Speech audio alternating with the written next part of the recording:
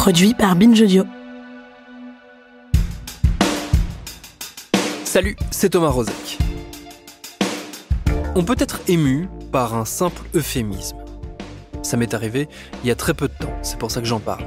C'était dans le très beau livre de J.D. Beauvalet, un livre qui s'appelle Passeur et qui vient de paraître aux éditions Braquage. J.D. Beauvalet, il est journaliste, il a été cofondateur du magazine Les Inrocks qu'il a quitté il y a 2 ans, après notamment avoir été diagnostiqué de la maladie de Parkinson. Il a couvert l'actu musicale pendant plus de 30 ans, chroniquant, interviewant sans relâche des plus fameux aux plus obscurs, des rockstars passés ou à venir, des gloires oubliées, des espoirs jamais confirmés, des génies, des escrocs. Toutes et tous sont rassemblés dans ce livre donc où se niche le fameux euphémisme que je citais il y a quelques phrases. Au détour d'une page, Beauvalet nous dit très simplement son amour jamais rassasié pour la découverte. Il dit, je cite, « Ma quête est infinie et me maintient éveillé, excité. Je ne tolère pas l'idée qu'il puisse exister quelque part sur Terre une chanson bouleversante que je ne connais pas encore. Alors j'écoute, j'aime beaucoup la musique. » Moi, j'aime beaucoup celles et ceux, et ils sont pas si nombreux que ça, qui savent si bien et avec si peu d'artifice nous parler de musique, de passion, d'obsession et d'envie. Bienvenue dans Programme B.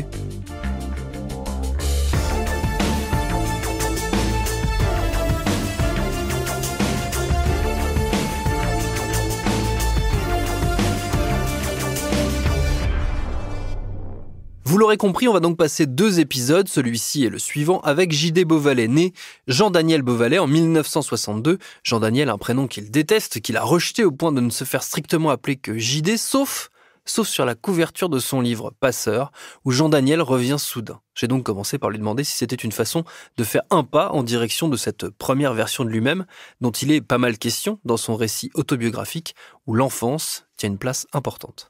Alors, il y a effectivement de ça. C'était un petit clin d'œil à qui j'ai été, parce que dans le livre, il y a la personne que j'ai été, qui est quand même assez présente sur l'enfance.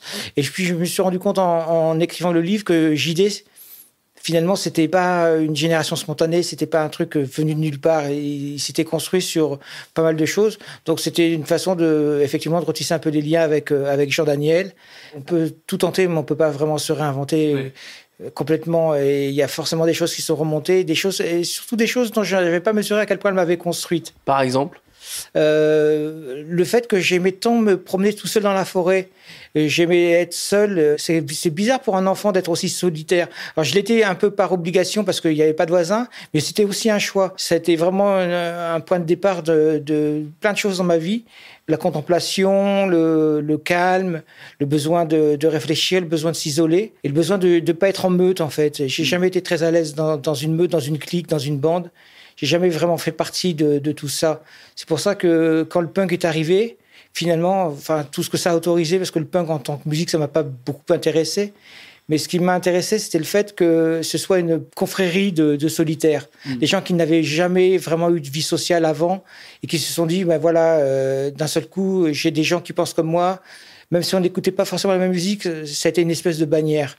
Il y a aussi peut-être le besoin de s'éloigner ou en tout cas de faire un pas de côté par rapport à un univers qui n'était pas anodin pour grandir, qui est le fait que tu as grandi autour d'un hôpital psychiatrique où travaillait ton père. Oui, alors ça, c'est encore, on ne le mesure pas du tout quand on est enfant. C'était un hôpital en partie psychiatrique. Il n'y avait pas que des patients psychiatriques, mais il y avait notamment tout un service d'enfants psychiatriques. Donc, on se retrouvait avec des gens qui avaient notre âge et qui étaient en rupture absolue avec toute normalité. J'ai jamais eu de problème avec les gens qui étaient en rupture de la société, en rupture de la normalité, parce que j'ai grandi avec eux.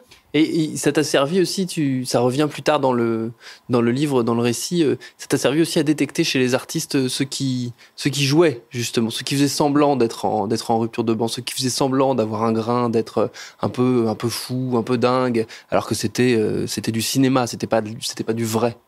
Oui, les plus dingues sont ceux qui ne le revendiquaient pas dans les artistes. Après, surtout chez les Anglais, on rencontre beaucoup de poseurs, beaucoup d'étudiants qui viennent des Beaux-Arts, qui ont fait du théâtre, et pour eux, la folie, c'était une forme de théâtre. Et alors, c'est pas du tout ça, c'est pas un truc qu'on endosse quelques heures par jour pour faire le malin devant les caméras.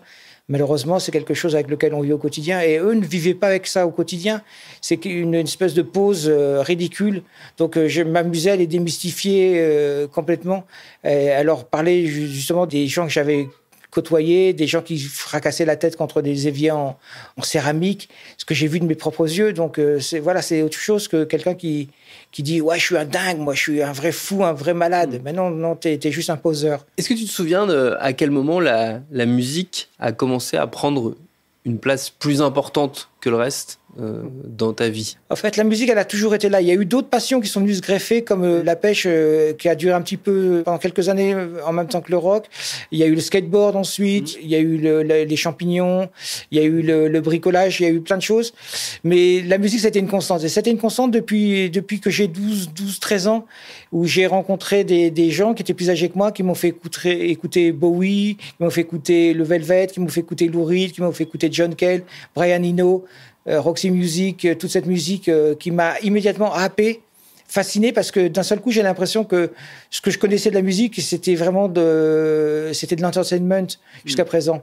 Et surtout jamais la musique m'avait traité comme un adulte, ne m'avait parlé comme un adulte. Et là, quand j'écoutais Lou Reed et que j'essayais de comprendre, de traduire les paroles, je me suis dit, mais c'est dingue, on me parle comme un adulte. Et pour moi, c'était la première fois que le rock était une musique adulte. Ça me fascinait, cette noirceur, c'était tellement en contraste avec tout ce que j'écoutais. Et en même temps, j'écoutais des choses, parce que mon père écoutait beaucoup de chansons françaises, et on écoutait des choses comme Barbara, des choses comme Reggiani, comme Bread, d'une certaine façon. Et là aussi, c'était des choses très, très sombres, mine de rien. C'était pas aussi grave, peut-être, que chez Lou Reed, mais c'était quand même l'aigle noir de Barbara. Je pense que c'est largement au niveau de la gravité, de l'intensité, de la violence, au niveau de ce que pouvait chanter Lou Reed. Il y a une autre constante qui revient dans le livre et dans ton rapport à la musique, c'est le refus de choisir entre la musique triste, sérieuse, et la musique joyeuse pour danser, pour s'amuser. Qu'il n'y a pas de frontière entre les deux. Et ça se voit notamment dans une entreprise que j'ai trouvée assez dingue, le fait d'avoir créé une boîte de nuit avec tes frères chez tes parents. Ça, c'est quand on a déménagé à Tours, on s'est retrouvés dans une grande maison avec un grand sous-sol et nos parents nous ont dit avec mes frères, voilà, vous en faites ce que vous voulez.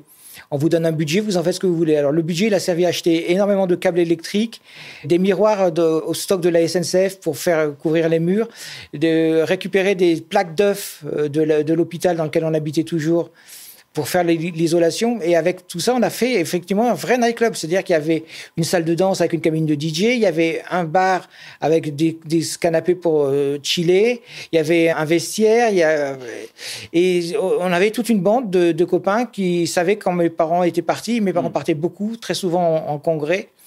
Donc, on passait le week-end à préparer et ensuite à nettoyer les traces. Et mes parents ont eu la bienveillance de ne jamais nous demander ce qui s'était passé. Je pense qu'ils le savaient pertinemment, mais qu'ils ont fermé les yeux parce qu'il n'y a jamais eu de problème.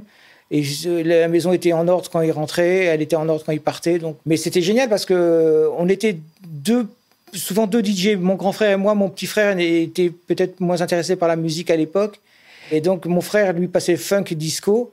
Moi, je passais new wave et post-punk. Et ça, on avait nos tubes. Donc, des trucs comme ESG, le groupe américain ESG, c'était un tube au Sunset. Le Sunset était notre club. Alors que je pense que personne ne l'aurait connu sans cet endroit. Donc, il y avait une espèce de petite bande. Et les gens se mélangeaient bizarrement. Les funky et les new wave se mélangeaient pour la première fois de leur vie. En fait, j'ai jamais voulu choisir mon camp. J'avais dit ça un jour à Philippe Manœuvre. Je lui ai dit, je déteste choisir entre le fromage et le dessert. Il m'a dit, ça se voit. Salopard. Et c'est vrai que je vois pas pourquoi on choisirait entre des plaisirs aussi différents, hein, le plaisir un peu intellectuel, le plaisir charnel, le plaisir physique de danser. La musique, c'est aussi un truc physique. Et j'aime autant les musiques intellectuelles que les musiques très physiques. Et j'adore les fêtards, j'adore les déconneurs. Et pour ça, les Anglais sont quand même des champions du monde. Je pense qu'en Angleterre, on peut pas aimer qu'un style de musique.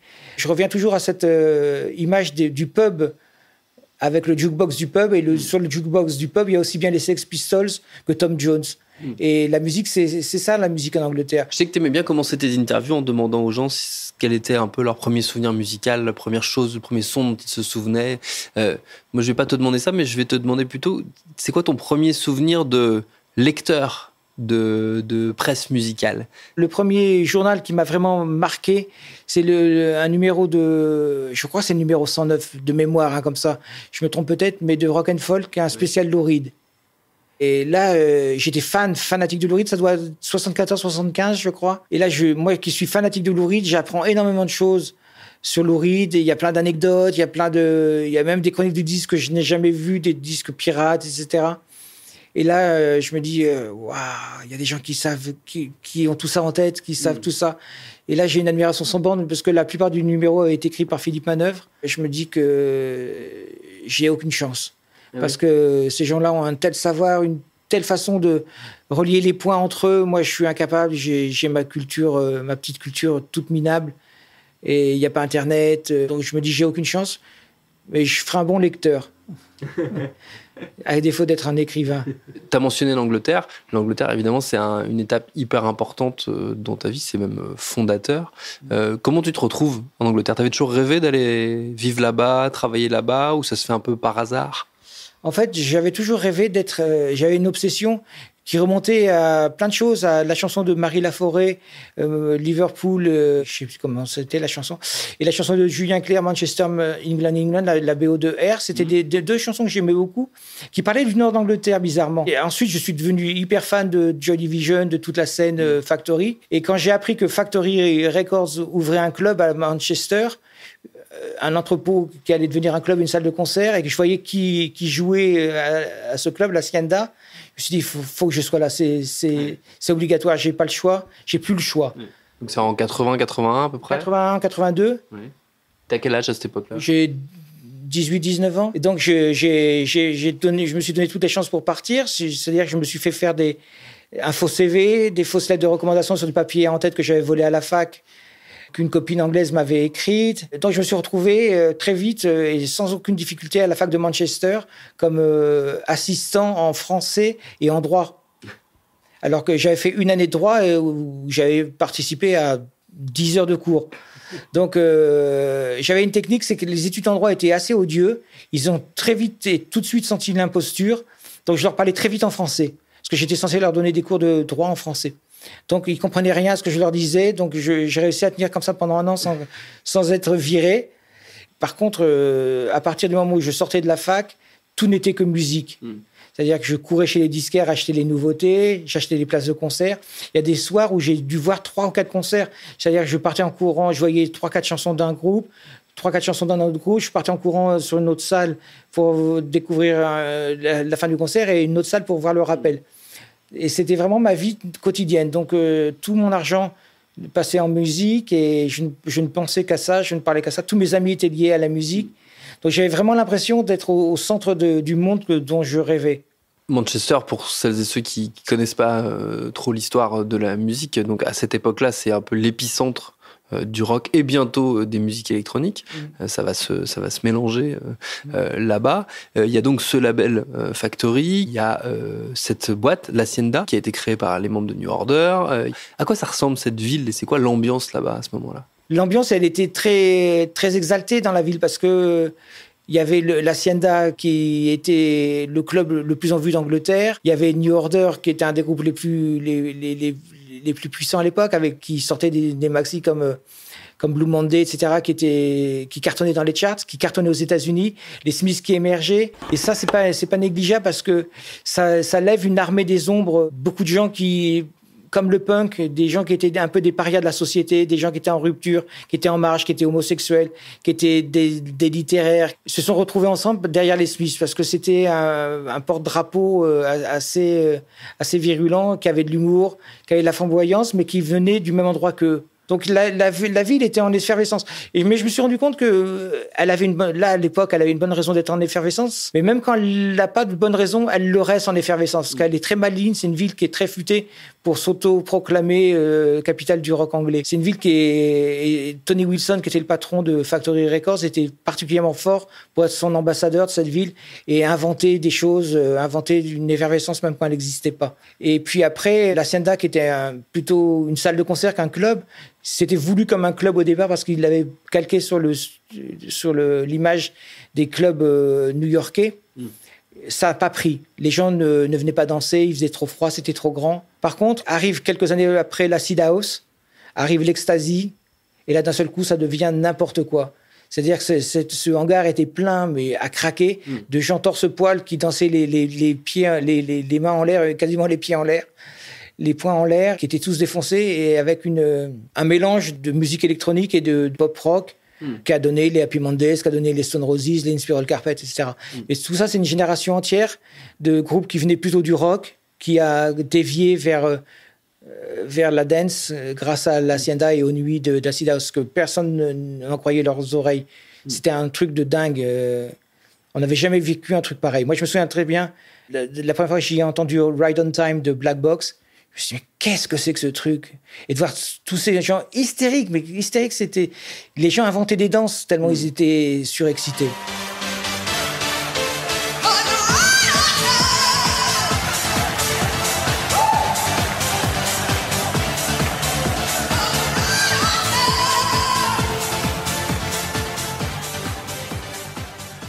À quel moment tu te dis que, en fait, tu vivrais bien de la musique? Alors, non pas en faisant des disques ou en vendant des disques, d'ailleurs, ça aurait pu être un métier aussi, mais en écrivant et en racontant la musique. Alors ça, j'y croyais pas une seconde que je vivrais en racontant la musique, parce que j'étais très, très mauvais à l'écrit. C'était pas du tout mon truc, l'écriture. Je trouvais ça laborieux, je trouvais ça très pénible. Et puis, j'avais écrit pour des fanzines à Tours, dont un fanzine qui s'appelait Paresse éprouvante, où je racontais les concerts que j'avais vus, etc. Mais c'était vraiment pas satisfaisant du tout. Mais la première fois où j'ai senti l'urgence d'écrire, un truc qui m'a dit j'ai pas le choix, faut que j'écrive, c'est quand je vois les Smiths pour la deuxième ou troisième fois. Et là, je me prends une telle bâche, je me suis dit il se passe un truc très fort, un truc, faut que je le raconte. Et en France, personne ne parlait des Smiths, donc j'ai envoyé un article, j'ai tapé ça sur ma petite machine à écrire. J'ai envoyé un article à Rock and Folk qui l'a jamais publié, mais je me suis dit bon ben voilà, c'est ce que je veux faire, parce que je vois des choses et j'arrive à trouver un peu les mots pour décrire ce que je ressens. C'est quoi le premier article que tu publies dans un vrai journal? Alors ça remonte à 86, 85 ou 86. J'arrive à Newcastle pour passer un an, et je me dis bon, je vais essayer quand même de faire du journalisme.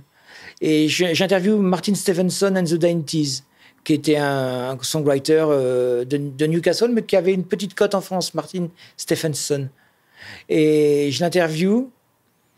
Et le lendemain, il y avait un groupe qui s'appelait The Mighty Lemon Drops, qui jouait à Newcastle. Pareil, je les interviewe. Je fais 2 articles et je les envoie, mais comme ça, comme une bouteille à la mer. Je les envoie à Libé en disant Libé, ça peut les intéresser, puisque Rock and Folk, qui m'avait jamais répondu. Et chaque jour, j'allais à la bibliothèque de l'université de Newcastle lire Libé. Et un matin, je tombe sur mon article. Le lendemain, je tombe sur mon 2e article. Et là, je me dis bon, c'est bon, je suis lancé là.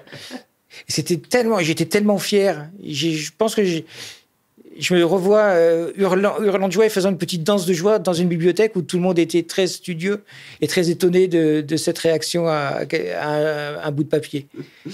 Ça, c'était à l'automne 86. Et mon meilleur copain à l'époque s'appelait Olivier Bas, s'appelle toujours Olivier Bas d'ailleurs. Il était attaché de presse chez Virgin, et c'est un copain de notre bande de Tours. Et il me dit j'ai rencontré des garçons qui lancent un fanzine qui s'appelle Les Inrecuptibles. Vous avez les mêmes goûts musicaux, ça serait bien que vous vous rencontriez. Je dis avec plaisir. Donc je rentre en France pour passer Noël en famille en 86, et je rencontre Christian Feuvret dans un restaurant chinois de Belleville. Et là, on commence à parler pendant 1 heure, 2 heures, et ça dure, la conversation, elle ne s'est jamais arrêtée en fait. Elle existe encore, cette conversation. Pourquoi des Inrecuptibles? Pour changer déjà.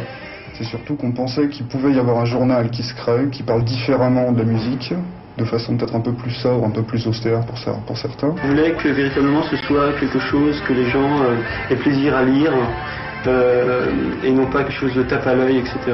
Réhabiliter les longs entretiens, réhabiliter les interviews préparées, les interviews léchées, et en même temps de chroniquer des disques qui ne seraient pas chroniqués ailleurs. Donc le sous-titre des Inrocks, pendant longtemps, c'était interview et chronique. Il n'y avait pas de reportage, il n'y avait pas de papier de société, il y avait vraiment que des interviews brutes et des chroniques. Donc c'était ça la philosophie, c'était réhabiliter les longs, très longs entretiens. Un peu Je le dis dans le livre, mais c'est pas une boutade, un peu sur le style des interviews de Jacques Chancel à la radio. À l'époque, on s'imaginait pas légitime pour faire des reportages, pour raconter des histoires, Après, ça nous est venu. Mais au début, on a tenté de devenir vraiment incontournable sur les grands entretiens. Et que ce soit notre spécialité, que ce soit ce pourquoi on achète les Inrocks. Notre chance a été que je vive en Angleterre et que du coup j'ai beaucoup de contacts déjà grâce à ma radio libre avec les labels. Donc du coup j'ai rencontré énormément de gens de maisons de disques en Angleterre qui me disaient tous une chose, c'est qu'ils étaient extrêmement frustrés sur la France. Que quand les artistes venaient en promo, souvent il n'y avait pas de journalistes, personne ne s'y intéressait. Et que eux, ils n'attendaient qu'une chose, c'est qu'il y a un nouveau journal qui déboule et qui s'intéresse aux nouvelles musiques.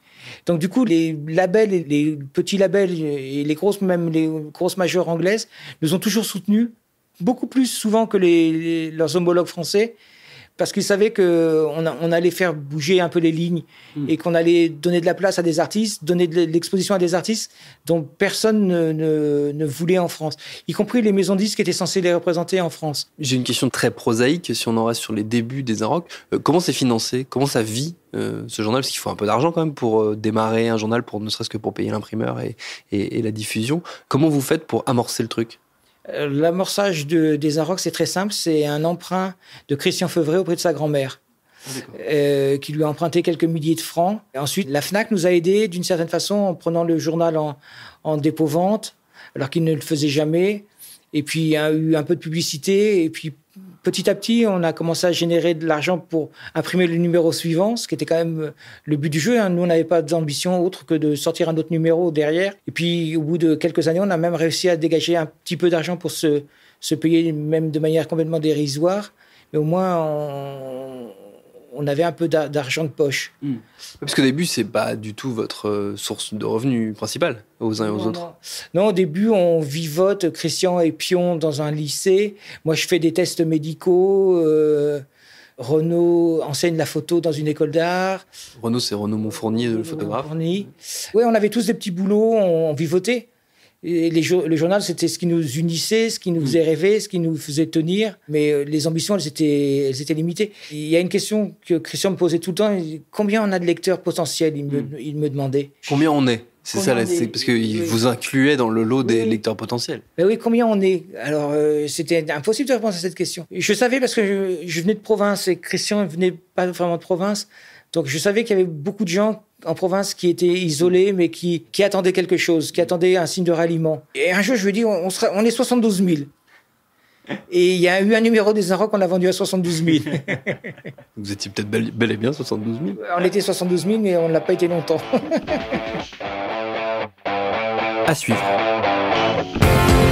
Yeah,